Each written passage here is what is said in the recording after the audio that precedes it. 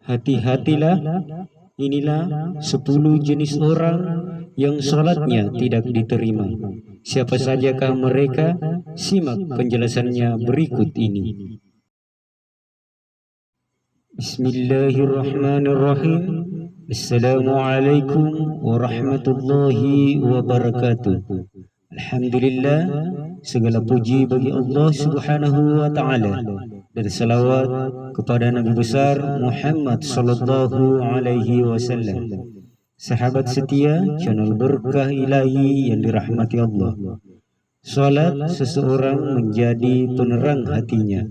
Barang siapa berkeinginan agar hatinya menjadi terang, maka terangilah hatinya dengan salat. Kemudian Rasulullah sallallahu alaihi wasallam bersabda, "As-salatu imanuddin, faman aqamaha faqad aqamad-din, wa man tarakaha faqad hadamad-din." Salat itu merupakan tiang agama. Barang siapa menegakkannya, berarti telah menegakkan agamanya. Dan barang siapa meninggalkannya, berarti telah meruntuhkan agamanya. Salat adalah barometer iman. Barang siapa yang menyempurnakannya sehingga tidak ada yang kurang, maka kelak akan memperoleh pahala yang sempurna. Barang siapa memelihara salat 5 waktu, maka kelak salatnya itu akan menjadi cahaya, hujjah, dan penyelamat baginya pada hari kiamat. Barang siapa tidak memelihara salat 5 waktu, maka salat itu tentu tidak akan menjadi cahaya, hujjah, dan penyelamat bagi dirinya. Pada hari kiamat nanti, dia akan dikumpulkan bersama Fir'aun, Qarun, Haman, dan Ubay bin Khalaf. Lalu, bagaimana jika salat yang kita kerjakan tidak diterima oleh Allah Subhanahu wa taala? Ahli hadis Ibnu Hajar As-Asqalani meriwayatkan sebuah hadis Nabi yang menyebut 10 jenis orang yang salatnya tidak diterima oleh Allah Subhanahu wa taala. Berikut ini adalah petikan pendek hadis Nabi perihal 10 jenis orang yang salatnya tidak diterima oleh Allah Subhanahu wa taala. Asyaratu nafarin lan taqabbalallahu ta'ala salatahum. Artinya 10 orang yang salatnya tidak diterima oleh Allah Subhanahu wa taala. Rasulullah sallallahu alaihi wasallam menyebut satu persatu jenis orang yang salatnya tidak diterima oleh Allah Subhanahu wa taala. Yang pertama, orang salat sendiri tanpa membaca bacaan. Abu Hanafiyah, Imam Malik, dan Imam Ahmad bin Hanbal bersepakat bahwa salat makmum tanpa membaca surat Al-Fatihah sedikit pun tetap sah. Sedangkan orang yang salat sendirian tanpa membaca surat Al-Fatihah, maka salatnya tidak sah. Yang kedua adalah orang yang tidak membayar zakat, yaitu orang yang tidak mengeluarkan harta yang wajib dizakati kepada pihak yang berhak menerimanya. Yang ketiga, imam yang dibenci makmumnya. Rajulun umma qauman wa hum lahu karihun. Orang yang mengimani sebuah kaum tetapi kaum itu membencinya. Rasulullah sallallahu alaihi wasallam bersabda, 3 orang yang amal salat mereka tidak akan melewati telinga mereka, yaitu budak yang minggat sampai kembali kepada majikannya, seorang istri yang bermalam dalam keadaan suami murka, dan seseorang yang mengimani suatu jamaah sementara mereka tidak menyukainya. Kemudian yang keempat adalah budak yang melarikan diri dari majikannya, yaitu budak baik laki-laki maupun perempuan yang minggat dari majikannya. Kemudian yang kelima adalah salat peminum khamar yang terus menerus. Rasulullah Shallallahu Alaihi Wasallam bersabda, jauhilah khamar, karena khamar adalah induk perbuatan keji.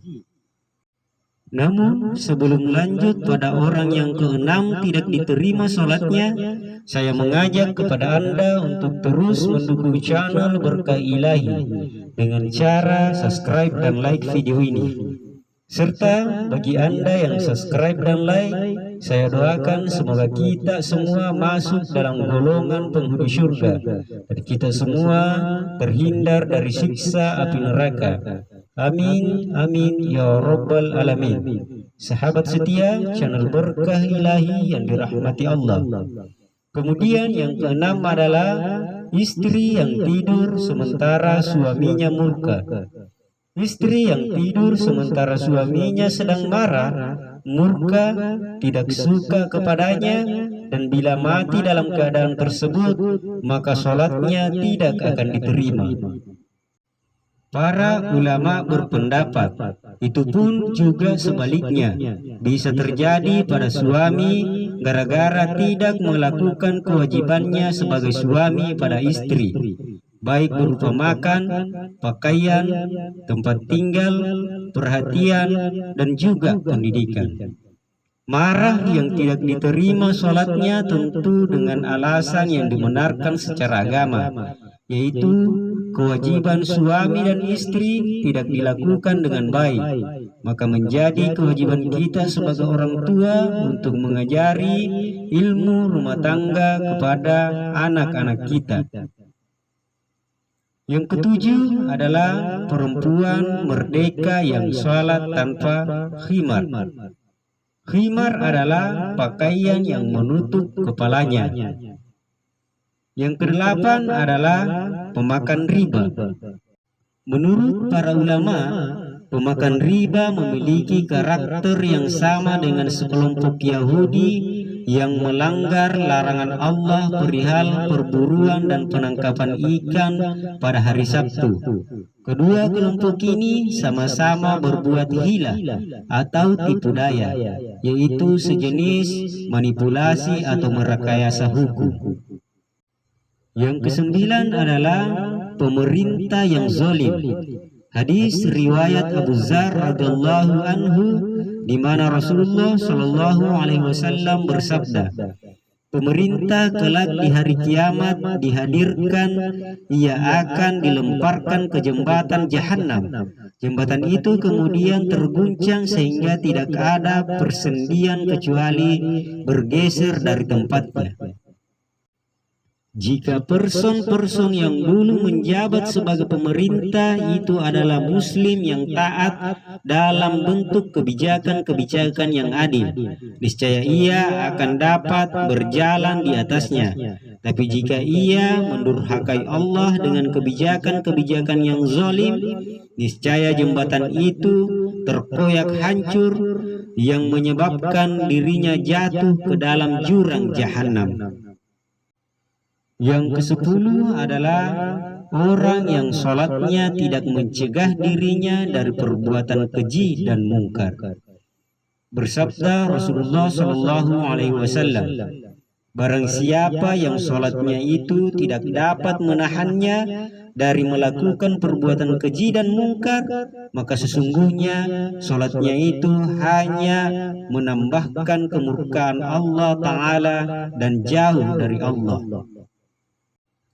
Demikianlah hadis perihal 10 orang yang tidak diterima amal sholatnya. Hadis ini penting untuk menjadi catatan, pelajaran atau nasihat bagi kita semua. Wallahu a'lam. Jika Anda merasa video ini bermanfaat, silahkan bagikan video ini kepada teman atau sahabat lainnya. Sekian dan terima kasih. Wallahul muwafiq ila aqwamit thariq. Wassalamualaikum warahmatullahi wabarakatuh.